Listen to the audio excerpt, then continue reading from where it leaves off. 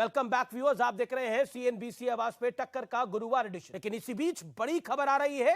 केंद्रीय गृह मंत्री अमित शाह ने सीधा हमला बोला है। इस विषय को देखते हुए अमित शाह ने क्या बोला है, आइए सुनते हैं और देखते हैं। कांग्रेस पार्टी और उनके साथी राजनीति कर ओछी राजनीति का एक उदाहरण पेश कर उसका बहिष्कार।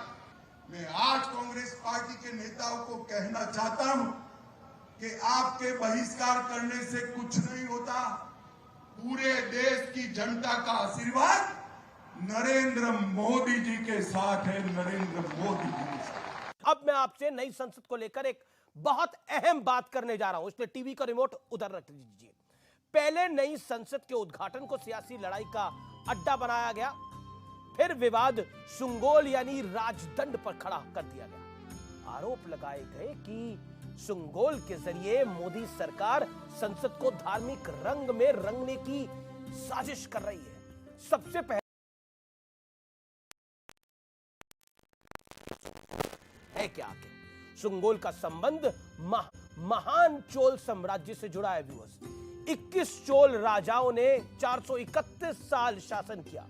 सुंगोल को सत्ता हस्तांतरण यानी ट्रांसफर ऑफ पावर के लिए इस्तेमाल किया जाता है। यानी एक राजा सत्ता में आने वाले राजा को सुंगोल सौंपता था।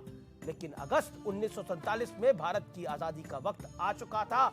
इसकी प्रक्रिया पूरी करने के लिए लॉर्ड माउंटबेटन को भारत भेजा गया। माउंटबेटन ने पंडित नेहरू से पूछा कि सत्ता उन्हें कैसे सौंपी जाएगी, इसका तरीका क्या होगा।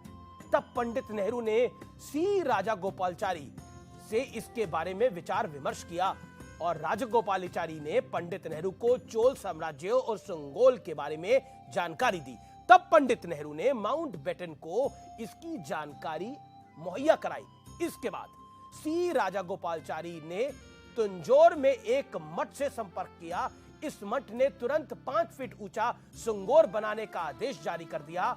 इसके ऊपर शिव के वाहन और द्वारपाल नंदी विराजमान है। नंदी को न्याय का प्रतीक माना जाता है। 10 दिन में करीब 15 कारीगरों ने मिलकर सुंगोल को तैयार किया।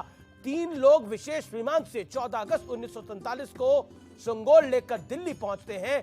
तस्वीरों में आप देख सकते हैं, जो तस्वीरें अब आएंगी आपके सामने, पंडित नेहरू के हाथ में सुंगोल यानी राजदंड है जो उन्हें सौंपा गया था। लेकिन इसके बाद भारत के इतिहास के इस गौरवशाली किस्से को हर कहानी से गायब कर दिया गया। व्यूअर्स, आज आपकी उम्र चाहे कितनी भी हो, लेकिन मैं ये यकीन से कह सकता हूं कि आपने सुंगोल के बारे में न कभी सुना होगा, न कभी सुंगोल को देखा होगा। जो सुंगोल भारत की आजादी का महान प्रतीक है, उसे इलाहाबाद के एक म्यूजियम में रख दिया गया। और सबसे हैरान करने वाली बात यह है कि इसे वहां सुंगोल या राजदंड के नाम से नहीं रखा गया, बल्कि golden walking stick gifted to Pandit Nehru के नाम से रखा गया।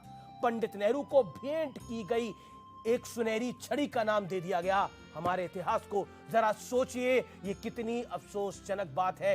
यानी ना सिर्फ सुंगोल की कहानी को गायब किया गया, बल्कि उसका नाम, उसका अस्तित्व भी छीन लिया गया। लेकिन क्यों?